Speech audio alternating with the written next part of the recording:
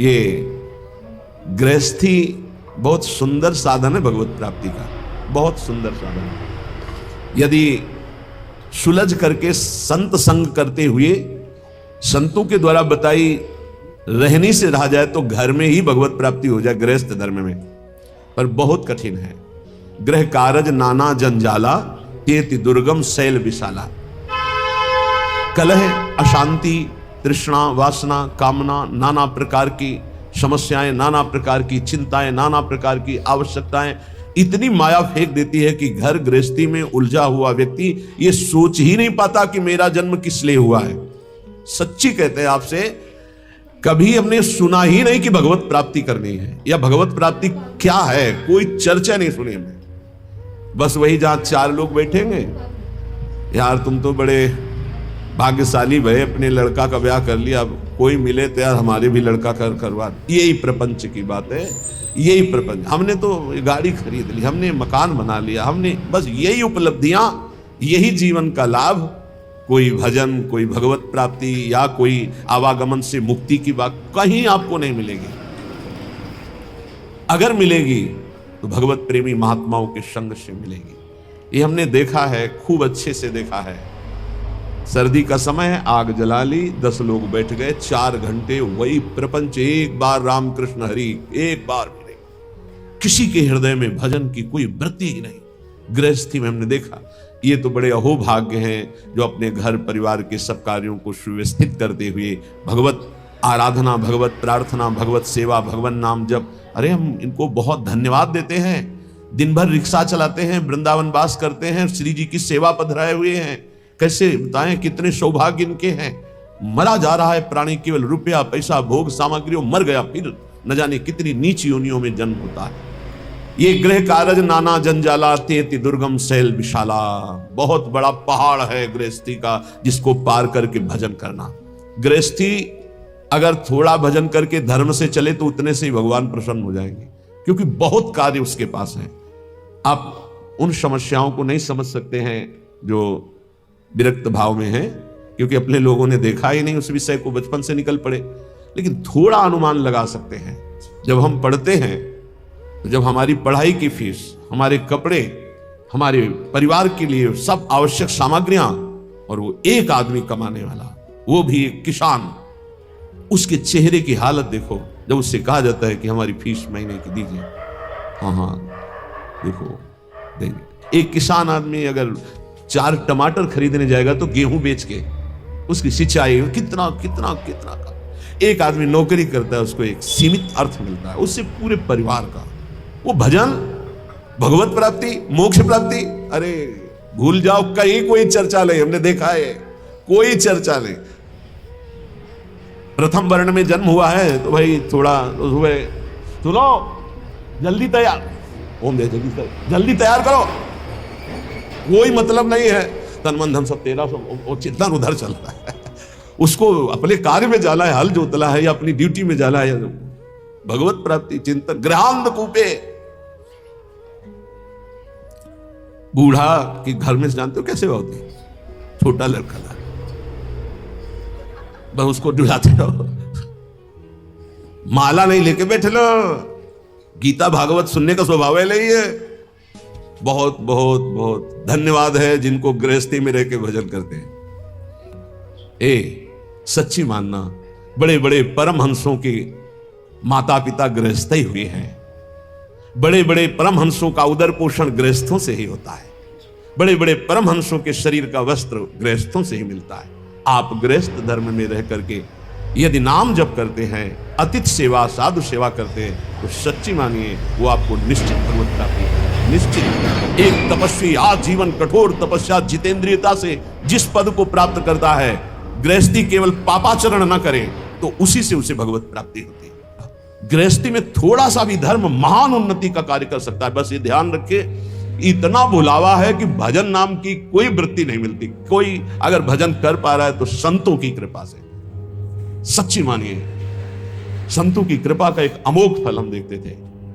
कभी का नहीं पड़ा था इस शरीर के जनक ने, कभी का नहीं पड़ा था। उनके गुरु पूज्य श्री स्वामी शारदा आश्रम सरस्वती जी महाराज आते थे। तो उनका बिना पढ़े लिखे पशु होता है? न रामायण, न गीता, न भागवत, न नाम जप। क्या कम से कम अक्षर का ज्ञान करके कुछ तो धर्म शास्त्रों का स्वाध्याय करना चाहिए। ये बात बैठ गई। तो मास्टर से प्रार्थना की किसान होते कि हमको ककारा और मात्राएं सिखा दो। तो रामायण और गीता पढ़ना सीखे। हल जोतने जाते तो गीता, रामायण, गुरु की पादुका, गंगाजल, ये पादुका का ऐसा चरणामृत उतारते और रामायण और गीता जी करते।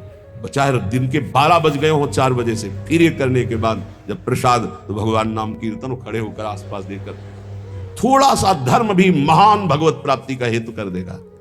ऐसी संतानें प्रकट होंगी जो तुम्हारी पीढ़ियों की पीढ़ियां उद्धार कर देंगी। गृहस्थी बहुत बड़ा धर्म है, बहुत बड़ा धर्म है। इससे बड़ा कोई धर्म नहीं। ये मत सोचो जैसे लोग कह देते ना, अरे हम तो गृहस्थ। गृहस्थ का मतलब समझते हो हर धर्म का जनक, हर धर्म की उत्पत्ति उसी से होती है, हर धर्म की पुष्टता उसी से होती है, हर धर्म की व्यवस्था उसी से होती है। आप गृहस्थ धर्म को बहुत हल्के में ना ले। भगवान का अवतार भी गृहस्थ धर्म में ही हुआ है। दशरथ, कौशल्या जी, नंद बाबा, यशोदा मैया, देवकी, वसुदेव जी, कश्यप, अदिति जी, जहां भी देखो बड़े बड़े जो वीतराग अवधूत भगवान को वश में करने वाले प्रेमी महात्मा या साध्वी, वो सब गृहस्थ में भी। यहां जो कह रहे ग्रहांध कूपे, गृह में ऐसे अंधे बन करके लगे हुए हैं कि ना नाम जप से मतलब, ना धर्म से मतलब। बोले भागो इस अंधकार कुएं से, भागो और प्रकाश की तरफ। तमसो मां ज्योतिर्गमय, अंधकार से हटो, बार बार जन्म मरण के चक्र से हटो, प्रभु के धाम में चलो। हम सब प्रभु के हैं। भूल करके इस जन्म मृत्यु में चक्र में ऐसे फंस गए कि इस योनि में उद्धार नहीं कर पाए। तो 83,99,999 योनियां ऐसी हैं जिनसे आप मुक्त नहीं हो सकते। केवल एक मानव देह है जिससे मुक्त हो सकते हो। आज थोड़ी बुद्धि जागृत है तो मेरी बात मान जाओ, भाग के आ जाओ वृंदावन। एक बार सत्संग सुन जाओ, एक बार बिहारी जी के दर्शन कर लो, एक बार यमुना रस रानी के समीप बैठकर नाम कीर्तन कर लो। ये किनके लिए कह रहे?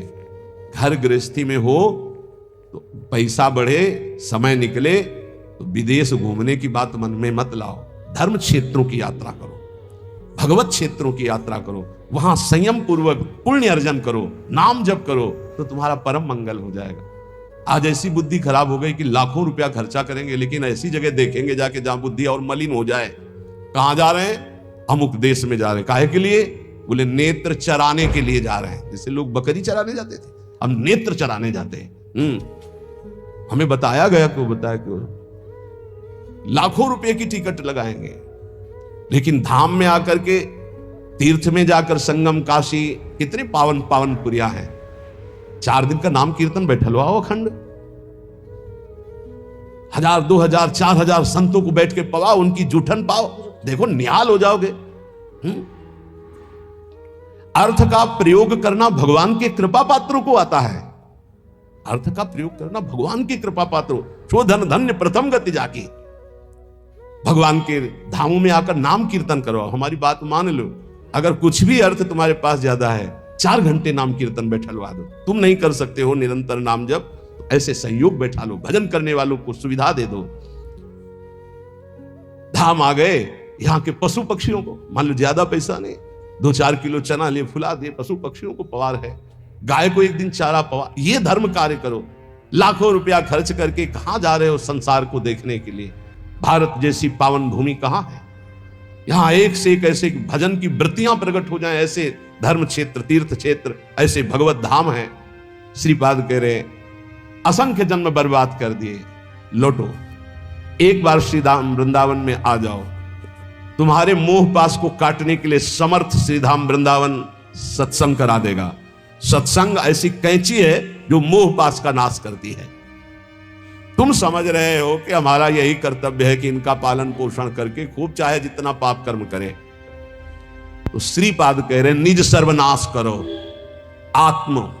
अपने आत्म स्वरूप का सर्वनाश करने वाले, तेरी यह समझ में नहीं आ रहा कि तू जिस पाप कर्म से धन कमा रहा है तो ये तेरा सर्वनाश कर देगा। तू परिवार को अपना सुहृद समझ रहा है, निज जन समझ रहा है, उसके लिए पाप कर रहा है, ये तेरी दुर्गति कर देगा। मरने वाले की अंतिम इच्छा पूछी जाती है ना, क्या अंतिम इच्छा है? ये जो पुण्य का त्याग करके पाप कर्म करते हुए उन्नति को प्राप्त हो रहे हैं, इनकी अंतिम इच्छा पूरी की जा रही है। बहुत बुरी तरह नष्ट होंगे। ये वृंदावन में आप सत्संग में सुन रहे हैं, इसे दिमाग में बैठा लीजिए। पाप कर्म करने पर जो उन्नति प्राप्त होती है, तो जैसे फांसी देने वाले की अंतिम इच्छा पूरी की जाती है, जैसे तुम्हारी अंतिम इच्छा है ये, भोग लो इसे। क्यों? तुम्हारे सुकृत अब सब नष्ट हो गए हैं, अब जो तुम्हारे पाप कर्म का फल आने वाला है, सर्वनाश का तांडव होगा। आंख खोल करके समाचारों में और संसार में देख लीजिए, कोई भी रहा न कोकुल रोवन हारा, इतिहास साक्षी पढ़ के देख लीजिए। प्रगट में वर्तमान समय में, भूतकाल में, तो भविष्य में भी ऐसा ही होगा। ये खुद देखी हुई बात, सुनी हुई बात, पढ़ी हुई बात, समझी हुई बात कह रहे हैं। पाप कर्म करने वाले की उन्नति का मतलब है अंतिम इच्छा। अब सर्वनाश का तांडव उसके जीवन में होने वाला है, बहुत बुरी तरह उसका सर्वनाश होता है। इसलिए निज सर्वनाश करो, अपना सर्वनाश करने वाले पाप कर्मों को करके स्त्री पुत्र परिवार आदि की कामनाओं को पूर्ण करने वाले तेरी दुर्गति होगी, तेरे परिवार की दुर्गति होगी। इस बात को समझ, धर्म पूर्वक चल, तो गृहस्थ धर्म से ही भगवत प्राप्ति, सबका मंगल हो जाएगा। असंख्य जन्म व्यर्थ कर दिए, अब ये मानव जीवन तेरा व्यर्थ ना जाए। इसलिए